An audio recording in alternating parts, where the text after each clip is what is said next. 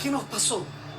Llegó como una sorpresa largamente anunciada, desastrosa, repentina, imparable, que nos cambió nuestro pequeño mundo, como la caída del muro de Berlín o el desplome de la Unión Soviética y el comunismo en Europa en 1990 que nadie previó, como el ataque contra las Torres Gemelas en Nueva York que tampoco nadie previó. Decenas de estaciones del metro santiaguino fueron aniquiladas en horas como si se hubieran efectuado sobre ellas ataques quirúrgicos de aviones enemigos. Cientos de millones de dólares invertidos en equipos de transporte de primera calidad, financiados con los recursos del pueblo, desaparecieron convertidos en chatarra, humo y cenizas. Simultáneamente, centros de distribución de alimentos cayeron en un aquelarre de fuego y saqueo. Lo menos que robaban los delincuentes eran alimentos y productos de primera necesidad. ¿Qué nos pasó? Hace menos de 2 años, un candidato de centro derecha fue elegido con una cómoda mayoría de votos y ahora debe enfrentar una protesta legítima, pacífica, de bocinazos, cacerolazos y marchas, y una ilegítima, violenta, nihilista, anarquista y delincuencial. ¿Qué nos pasó? Chile es el país con el más alto índice de desarrollo humano en América Latina, con una obesidad que ha reemplazado a la desnutrición infantil.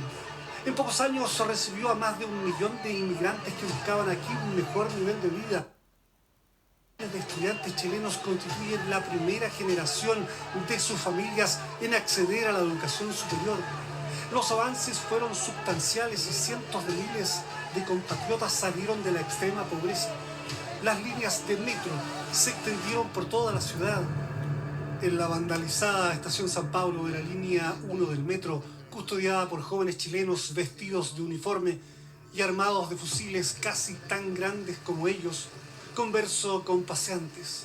Una señora me cuenta al borde de las lágrimas su experiencia en el metro, cuyas obras precisamente de esta línea 1 comenzaron en el gobierno de Frei y continuaron aceleradamente en el gobierno del presidente Salvador Allende.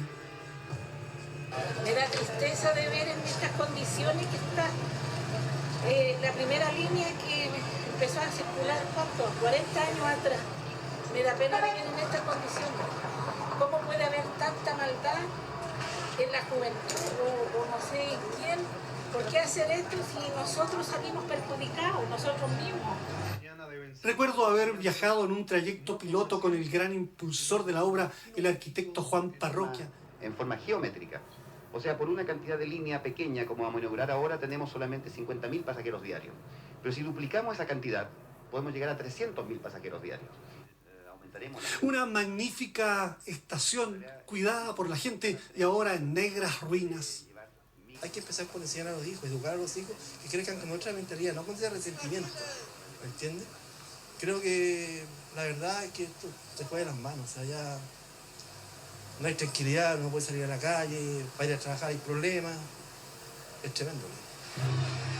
Algunas personas dicen que esta destrucción corresponde a un montaje.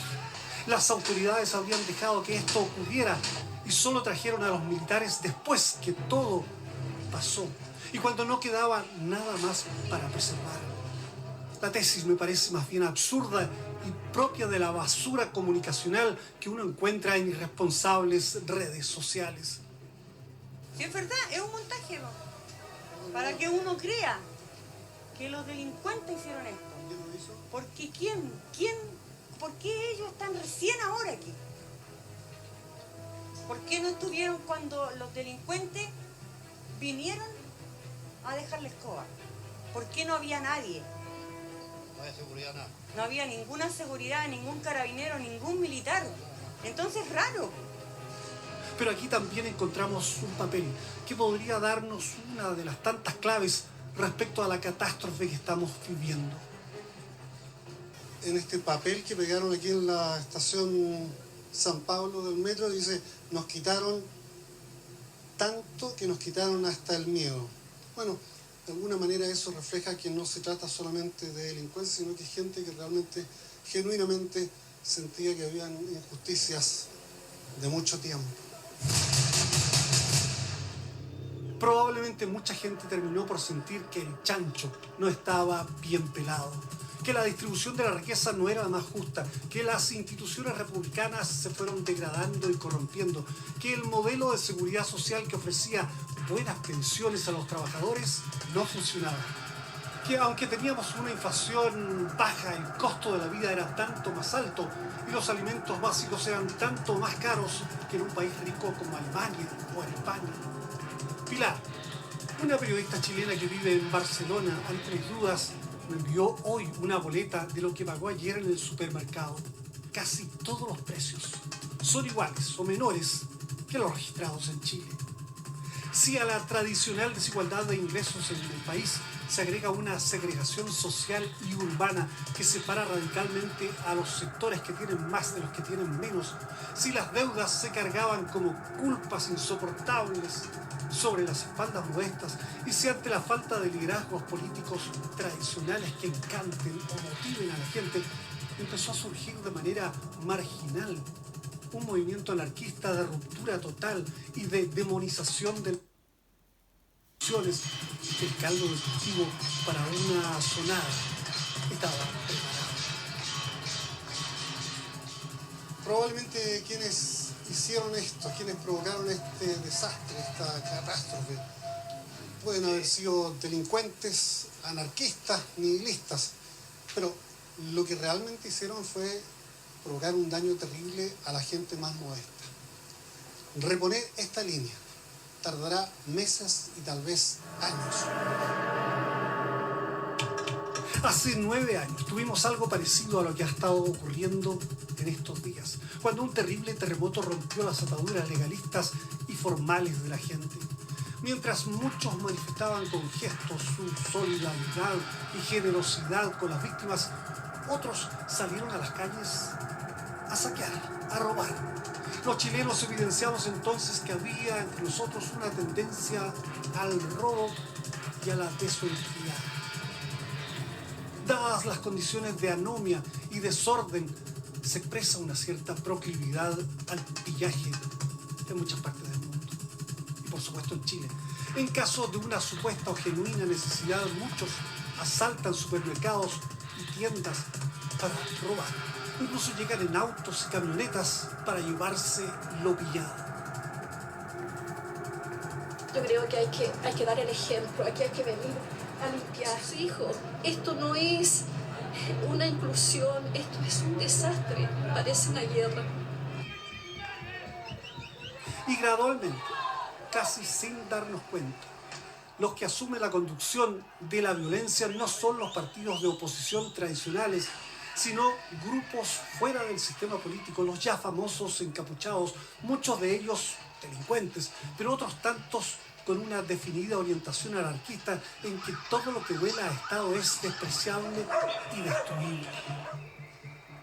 Por eso, tal vez, las emprenden contra el metro, la señalización y los semáforos.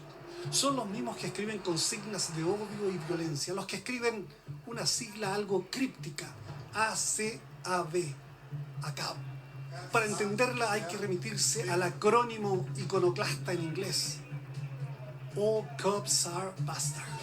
Es decir, todos los policías son unos bastardos.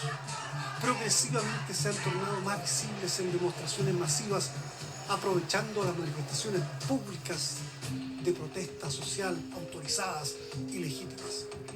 Y a través de las redes sociales que parecen manejar con soltura y sapiencia, empiezan a meter la idea de que los medios de comunicación, la radio y especialmente la televisión mienten y escamotean la verdad.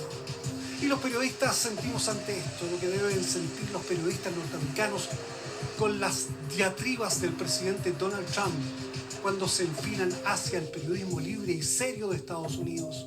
Los mentirosos atacando, funando o tratando de asediar a la prensa libre y responsable, pilar de un Estado democrático y de derecho. Se ha erosionado el respeto a la autoridad y claro, después del Paco Gate y los 30.000 millones de pesos desaparecidos en verdes bolsillos, del Milico Gate, con excomandantes en jefe presos por fraude al fisco, de jueces y fiscales investigados, de empresarios coludidos y sinvergüenzas, de políticos financiados por el poder económico, de farmacias coludidas, de curas pederastas.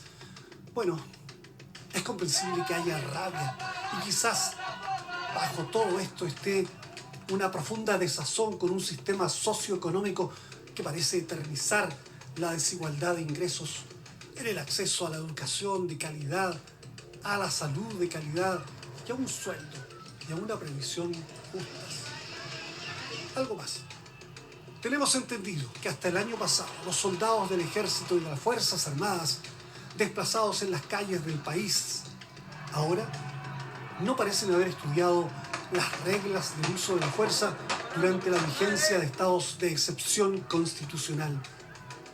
Es de esperar que todos los militares tengan una adecuada información, máxima ahora, que muchos de estos niños soldados están portando fusiles calibre, entre otras marcas, calibre 5.52, un calibre destinado más bien a provocar heridas graves, no siempre letales.